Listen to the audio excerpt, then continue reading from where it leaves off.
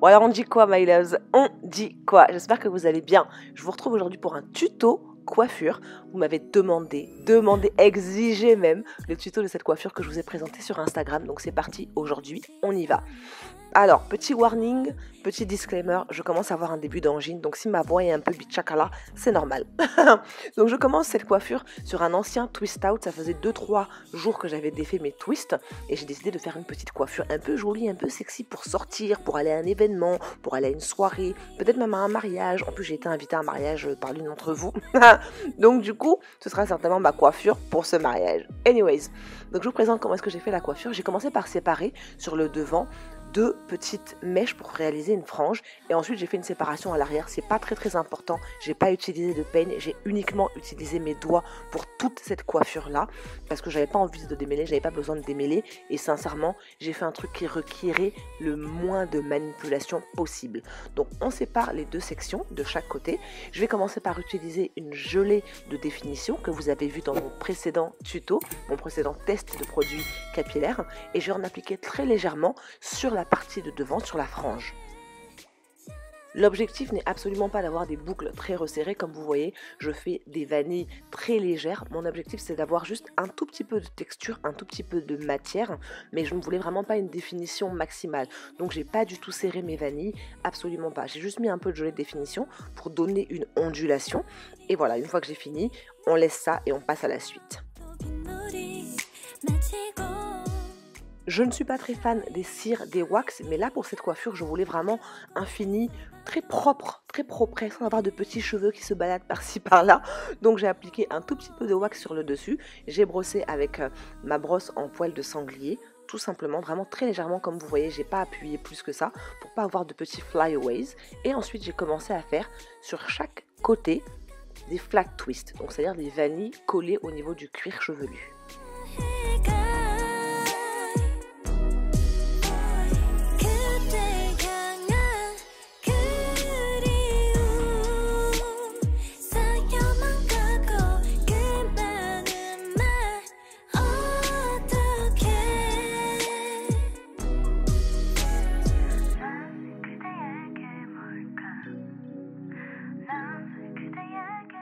Une fois que j'arrive à peu près à la moitié de la vanille, je me suis arrêtée. Je ne voulais pas faire des vanilles collées sur l'intégralité, mais je me suis arrêtée parce que le but c'est de faire un chignon bas. Donc je me suis arrêtée à peu près à la moitié et j'ai mis tout simplement une petite épingle. Essayez de choisir des épingles noires si vous en avez. Moi je n'en ai plus depuis un bout de temps et je me sers toujours de celle-ci, mais il va falloir que j'aille en racheter parce que ça va pas du tout. Mais essayez d'utiliser en tout cas des épingles qui vont se fondre dans votre masse de cheveux. Et on fait exactement la même chose de l'autre côté. Je suis pas très douée pour avoir en main dominante ma main gauche. Je sais pas comment est-ce que vous êtes. Dites-moi dans les commentaires si vous arrivez à faire les mêmes côtés, genre gauche et droite de la même manière. Moi j'ai un petit peu du mal. Comme vous pouvez voir, je prends mon temps pour démêler mes cheveux avec mes mains. Quand ça tire, je ralentis. Je fais vraiment tout doucement pour ne pas casser mes cheveux. Mon but c'est vraiment pas de casser mes cheveux. On est là pour faire pousser nos cheveux. On n'est pas là pour réduire notre travail à néant.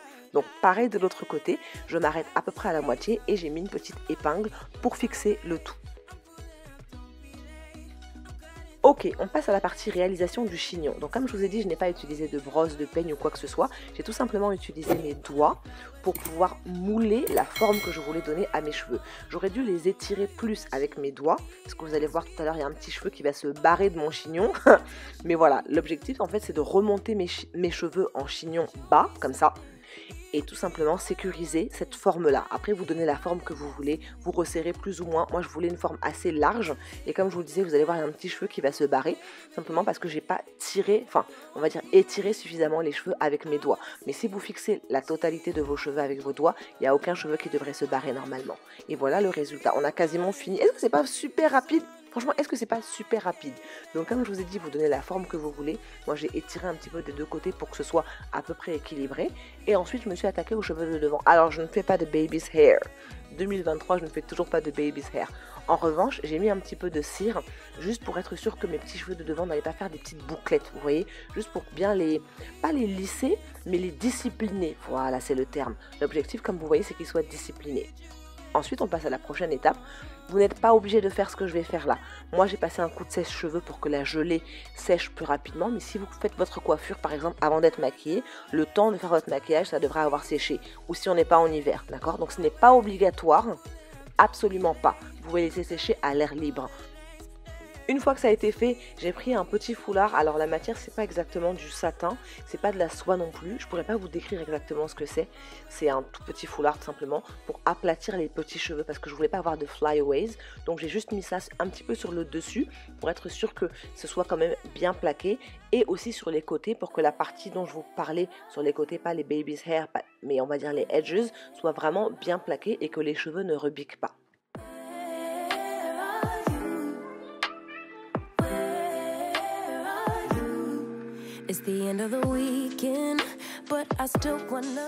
Étape totalement aléatoire, j'ai décidé d'agrémenter ma coiffure avec des petits bijoux.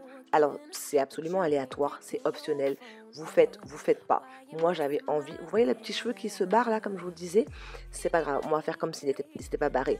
Donc moi j'avais envie d'agrémenter ma coiffure avec des petits bijoux, mais vous n'êtes absolument pas obligé. Je trouve que pour une sortie, pour une soirée ou pour un mariage, ça fait très chic d'avoir des petits bijoux dans les cheveux. Bien évidemment j'ai choisi argenté parce que c'est la couleur que je porte quasiment tout le temps et j'ai positionné mes bijoux tout le long du petit chignon bas. Donc voilà ce que ça rend quand on regarde un petit peu de haut ou de derrière. J'ai enlevé le petit foulard et comme vous allez voir sur le dessus, voilà, on ne voit pas de petits cheveux qui se barrent et j'ai commencé à défaire les vanilles. Alors ce que je vais vous conseiller de faire, c'est de défaire vraiment en fonction de la partie qui se libère. C'est-à-dire que ne froissez pas les cheveux. Là où vous voyez que les cheveux se séparent, se libèrent naturellement, c'est là où vous glissez vos doigts. Vous voyez ce que je fais? C'est là où vous glissez vos doigts pour séparer les cheveux. N'essayez pas d'aller en plein milieu parce que bien souvent, ça va vous donner un résultat gonflé. Moi, je voulais vraiment un aspect ondulé, donc j'ai très légèrement défait. Vous voyez, il n'y a pas plus que ça. Je voulais pas une frange très définie ou quoi que ce soit. Et on répète la même chose de l'autre côté. Now it's closer to 11 and I ain't hearing nothing. I just need to know that you're okay.